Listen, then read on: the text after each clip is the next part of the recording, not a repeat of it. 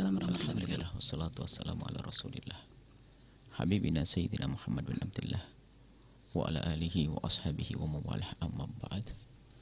Ada beberapa hal yang tanpa kita sadari menjadi sebab semakin rancuhnya permasalahan ini. Dua kutub ekstrim. Yang pertama adalah orang yang mengatakan bahwasanya virus corona itu tidak ada. Karena ini ini juga hal yang tidak dibenarkan. Karena di saat mengatakan tidak ada, dia pun tidak pernah mematuhi apa yang selama ini dianjurkan oleh dokter demi kesehatan mereka dan orang lain, yaitu protokol kesehatan. Maka ini sangat mengganggu program memperkecil tersebarnya COVID. Di sisi lain nanti ada di sana orang yang terlalu takut yang berlebihan. Nah, ini kan dua kutub yang berbeda ini. Sehingga dua kutub, ada orang yang merasa takut dengan berlebihan ini juga secara psikologi juga rasa takut ini mengganggu mereka. Dan fisik yang sehat pun bisa menjadi tidak sehat di saat terlalu kira takut. itu tidak tenang pikir dan hati kita. Maka yang tepat adalah karena banyak kejadian dan berapa banyak korban yang selama ini kita saksikan, bahkan bukan orang-orang jauh yang dekat dengan kita, keluarga dan sebagainya. Itu maka kita jangan mengatakan tidak ada virus corona, tapi tidak perlu takut berlebihan.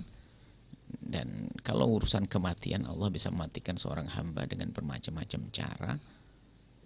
Kepleset juga jatuh mati, bumi digoyang jadi gempa lalu runtuh mati, ada banjir yang datang juga bisa mati, macam-macam.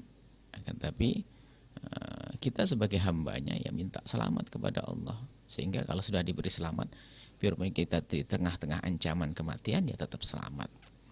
Jadi mari kita lebih banyak menghadap kepada Allah dengan memohon, berdoa dan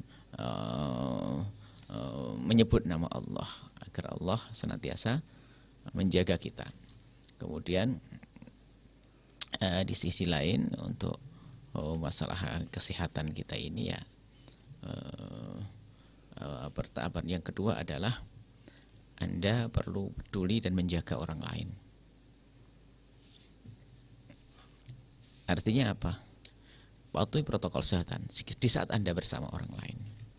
Jadi jangan sampai Anda membuat orang lain tidak nyaman dengan Anda karena Anda tidak peduli dengan protokol kesehatan. Sebab di saat Anda tidak bikin orang lain tidak nyaman, Anda mengganggu hatinya orang. Dan ini bisa menjadi sebab Allah murka, lalu Allah menjadikan hati Anda sendiri tidak tenang. Lihat, Allah Maha tahu ya. Maka tolong kalau kita lagi bergabung dengan orang, maka hendaknya kita betul-betul mematuhi protokol kesehatan dengan menjaga jarak kita. Makanya orang yang mengendengkan apalagi menafikan itu membahayakan dirinya sendiri, membahayakan orang lain. Orang yang mengatakan corona tidak ada itu membahayakan dirinya sendiri dan membahayakan orang lain. Mungkin dirinya memang adalah orang yang ketahanan tubuhnya adalah kuat, tapi dia akan membawa virus untuk orang lain. Nah ini ya, jadi kita harus menghargai orang. Yang kedua adalah hargai orang lain. Jangan kita memakai masker itu karena egois kita. Itu perlu kita tata hati kita. Memakai masker bukan karena saya tidak ingin tertular, tapi lebih yang harus kita hadirkan adalah kita menjaga orang lain agar orang nyaman dengan saya. Adapun masjid, kita juga tidak mengatakan jangan pergi ke masjid kalau semuanya bisa mematuhi protokol kesehatan. Tapi orang yang banyak dan bermacam-macam wawasan dan itu kadang-kadang di masjid menjadi tidak karu-karuan, sehingga mungkin yang datang itu adalah 50 orang mematuhi protokol kesehatan dengan luar biasanya kerinduan kepada Allah, tapi tak tahunya ada 15 saja orang tidak peduli, apalagi tidak yakin, tidak percaya dengan protokol kesehatan, apa yang terjadi coba? Terjadi percekcokan. Yang tidak percaya adanya corona, dia akan mengatakan, kenapa kayak sholat harus gini-gini, ya kan? Nah, yang memakai protokol kesehatan tersinggung dibegitukan, akhirnya menjadi tidak nyaman. Sehingga betul-betul ini mungkin sekali hal ini adalah menjadi permusuhan. Kenapa harus pakai gitu? Kenapa? Sehingga suatu ketika ada seorang ustadz di saat dia menjaga orang lain, bukan menjaga diri, itu juga lumayan dicibiri oleh ustadz-ustadz yang lain. Ada satu ustadz memang dia menghindar, tidak salaman, tidak ini dan sebagainya. Cuma dia mengatakan yang lain, kenapa ustadz kok takut banget kayak tidak punya Tuhan? Aduh, subhanallah. Jadi ada dia ustadz menjaga. Padahal ustadz itu adalah bukan menjaga dirinya, menjaga orang lain. Kenapa? Kalau orang biasa itu yang salaman 1-2 orang. Tapi kalau ustadz yang salaman orang banyak, dia tidak ingin, apalagi kadang dicium. Tidak ingin setelah dicium oleh jamaahnya baru diberikan kepada yang lain. Tapi memang hari ini hari orang jadi prasangka buruk. Lihat, ini ustadz yang tidak percaya dengan protokol kesehatan dengan corona. Dia mengatakan apaan ustadz itu kok gini. Sampai di saat ustadz tidak mau menemui orang di rumahnya pun juga jadi bahan omongan. Subhanallah. Ini kan dua kutub ekstrim tadi itu yang membahayakan. Kemudian ini yang terakhir sebelum kita melanjutkan acara kita. Yang terakhir adalah jangan sekali-kali Anda mengatakan bahwa aku tertular oleh dia. Karena ini menyakitkan hati. Karena belum tentu dia menularkan. Bisa jadi kita duluan menularkan ke dia.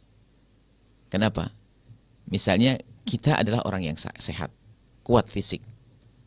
Di rumah kita ada keluarga kita yang lemah fisik. Kita yang mondar-mandir keluar masuk rumah. Kita membawa virus dari luar. Cuman karena kita fisiknya sehat tidak gampang terpengaruh. Sampai di rumah kita bergaul dengan orang di rumah kita. Akhirnya di rumah terkena virus. Lah kitanya aman. Kitanya aman. Sampai mungkin kita aman. Akhirnya di rumah kena virus. Nah, bersama kena virusnya kita kan tidak selalu stabil kesehatan kita. Ternyata kita beberapa hari kemudian juga merosot. Nah, karena di rumah kita sudah kena virus, baru giliran naudzubillah. Giliran yang lainnya. Bahkan mungkin kita naudzubillah. Lah, lalu apa kata kita? Saya ketularan oleh dia. Padahal dia itu ketularan oleh kita, orang yang nggak peduli protokol kesehatan tadi.